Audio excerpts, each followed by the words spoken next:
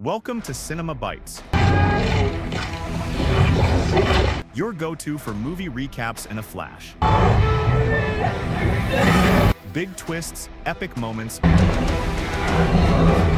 all in just minutes.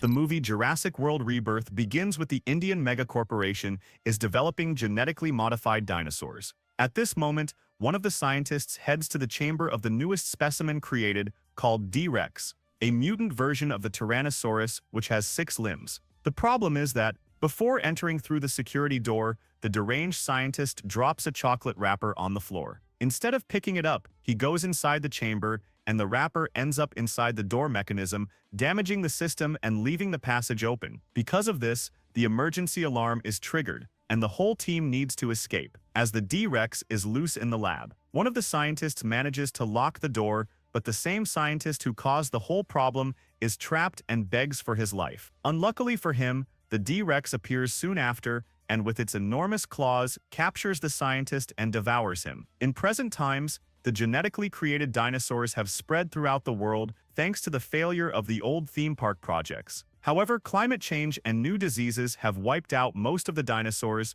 with the survivors taking refuge in the equatorial zone. This region has become off-limits to humans, but there are still large corporations interested in exploiting these animals. One of them is Parker Jennings, led by Martin, who calls on the ex-military Zara for a job offer. Thanks to her combat and survival experience, he wants to hire her services to go to the land of the dinosaurs and collect samples from 3 species. The goal is to use the creature's material to develop new medicines that will serve as a cure for heart diseases. Upon hearing the proposal, Zara initially refuses, but Martin offers her a large sum of money, enough for the ex-military to leave her combat life behind. However, besides being a highly secret mission, Zara will have to bring along a dinosaur specialist, Dr. Loomis. The two then go to the Paleontology Museum to find Loomis, who is trying to keep his business going despite the public's lack of interest in dinosaurs. Fearing his museum might be closed, Dr. Loomis accepts the proposal and explains about the 3 species of dinosaurs they must find. The first is the Mosasaurus, a gigantic marine dinosaur. The second is the Titanosaurus, a terrestrial species even bigger than the Brachiosaurus. And finally, they must find the Quetzalcoatlus, a flying species and the largest among all pterosaurs. With everything explained, all that's left is to recruit the expedition and security team. So Zara takes Loomis and Martin to Suriname to meet some old acquaintances. Once there, she recruits several members with different skills. The team is finally formed and they all follow the route shown by Martin, unaware that they are heading towards the island of mutant dinosaurs. During the journey, Martin uses the ship's radar to locate the first target, the Mosasaurus, which is roaming the Atlantic Ocean. In the same region, the sailor Rubem sails with his daughters Isabella and Teresa on a final family trip before Teresa goes to college. However, the girl has also brought her boyfriend Xavier, a lazy young man who just wants to stay in the cabin for the whole trip. Rubem doesn't like his daughter's boyfriend at all, but before an argument can start, Teresa notices a strange creature approaching in the sea. At that moment, the group feels something hit the ship, but when Rubem tries to see what it is, a huge dinosaur capsizes the vessel. Quickly, he tells his 2 daughters to climb onto the hull of the ship while he tries to save Xavier, who is trapped inside. Fortunately, the boy manages to get out just in time, but he starts being chased by the marine creature. Barely, the boy swims back to the ship, but now the family is adrift at sea, with a gigantic creature surrounding the area. The next morning, Duncan is in the ship's command room when he hears Rubem and his family's distress call on the radio. He then goes to talk to Zara to rescue them, but Martin and the rest of the team are against the idea, as they are close to the Mosasaurus signal. Nevertheless, Duncan decides to go anyway, and tells Leclerc to turn around and answer the distress call. Minutes later, Rubem sees the ship approaching and using a flare signals his location and is rescued by Duncan and his team. Afterwards, Zara asks what made the family's boat capsize, and from Teresa's description, Dr. Loomis is sure it was a Mosasaurus. To make matters worse, when they look at the map, the radar shows not just 1 but 2 of the marine species, which begin to approach the ship rapidly.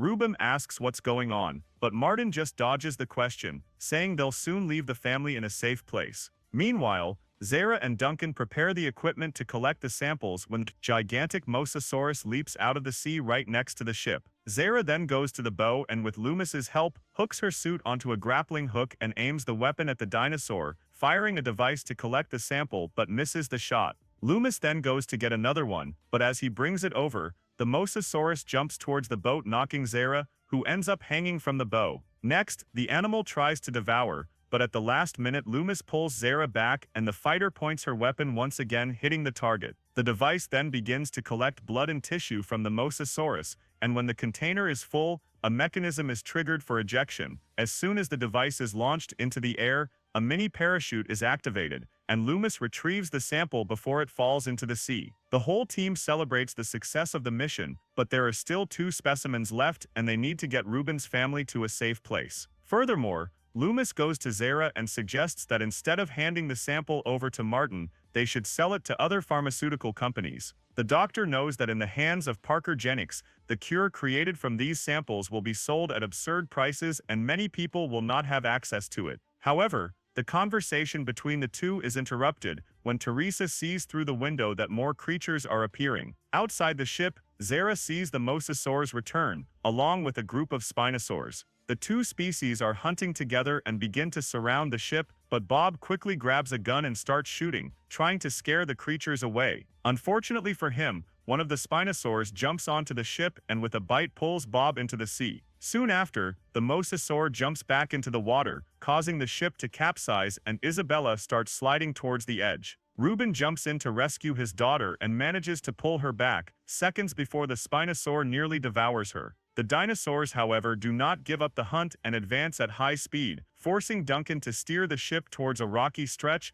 trying to shake them off. With the situation getting more and more tense, Ruben asks Teresa to send an emergency signal over the radio. However, Martin runs to stop her, knowing that if anyone finds out they invaded the restricted area, the whole mission will be ruined. He then tries to take the radio from the girl, but she resists and ends up slipping to the edge of the ship. The young woman calls for help, but Martin refuses to help, and Teresa falls into the water. Ruben hears his daughter's cries for help, and to his surprise, Xavier grabs a boat and jumps into the water to save her. Seeing his daughter in danger and knowing the ship won't withstand the dinosaurs, Ruben and Isabella also jump into the sea to help Teresa and Xavier. As he feared, the Mosasaur continues the chase and pushes the ship towards the rocks. The impact compromises the engine room and the vessel goes out of control, with Duncan ordering the rest of the group to jump into the water, taking the equipment with them. Finally, the ship speeds towards the island's coast, barely avoiding destruction on impact. Meanwhile, Xavier and Teresa manage to swim safely to a cave, where the girl reveals she was left behind by the expedition leader. Seconds later, Ruben and Isabella also arrive safely, and the 4 continue through the cave, where they see a beautiful landscape ahead. With no time to lose, Ruben tells everyone to get ready, as they need to keep walking in search of a village where they can ask for help. Meanwhile, Martin, Zara, and the rest of the group manage to reach the coast and hurry to carry the equipment. Unfortunately, Nina is not so lucky, and when she tries to join the others, a Spinosaur devours her, taking her supplies with it. Thus, another team member is lost, and Zara demands explanations from Martin about what kind of place this is. He then reveals that the island was used for dinosaur experiments,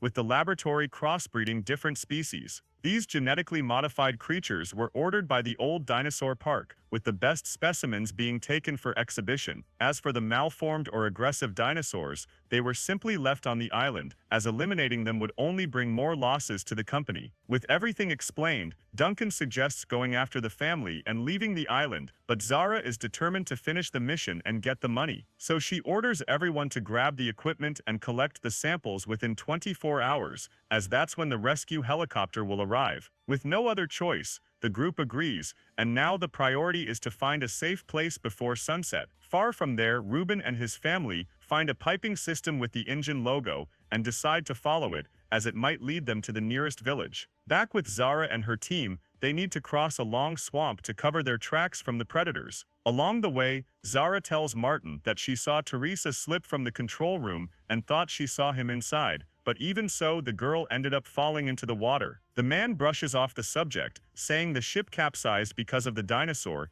and he couldn't do anything to help her. Zara is not very convinced by the answer, but keeps going through the swamp until they find a stretch of dry land. The group decides to rest a bit, but soon get scared when they see a huge tentacle coming out of the water. With no time to lose, the team continues the journey through the dense forest. When Martin goes to a lake to fill his canteen, suddenly he finds a military identification tag, and looking up, he sees a huge helicopter hanging from one of the trees. The pilot, who died days ago, is holding a pistol and using a stick. Martin retrieves it. In another part of the forest, Rubem asks his family to find sticks because they will help remove obstacles along the way. After walking a little further, the day begins to darken, and the family sets up camp to rest. This time Xavier offers to keep watch, while Rubem can sleep a bit next to his daughters. He thanks him for the gesture and admits that he was unfair in judging the young man before getting to know him better. The boy is happy about this, and says he will step out for a bit to take care of his needs. Shortly after, Isabella wakes up to a strange sound, and then sees a baby aquelop approaching her. The species proves to be very docile, and the girl gives her a piece of her chocolate, also letting her sleep by her side. The next morning, Zara and the others arrive at a dense green field, where they hope to find the titanosaurs. Apparently, the place is empty, but when the fighter starts to approach, a huge tail appears on the other side of a hill. Soon after, a pair of titanosaurs gathers and looms, takes advantage of their distraction to observe them more closely. Zara does the same, and with her weapon aimed, she fires the device at the titanosaur's neck, managing to collect the second sample. With this, only one more dinosaur remains, but besides being a carnivorous species, it is located in the island's mountains. Meanwhile, Rubem continues to guide the family through the forest and lets Isabella take the baby, whom she named Dolores. However, at one point along the way, the four fall from a huge hill, and Rubem ends up hurting his leg. Despite this, everyone is fine, and Teresa sees a ship docked near a port, where there might be supplies.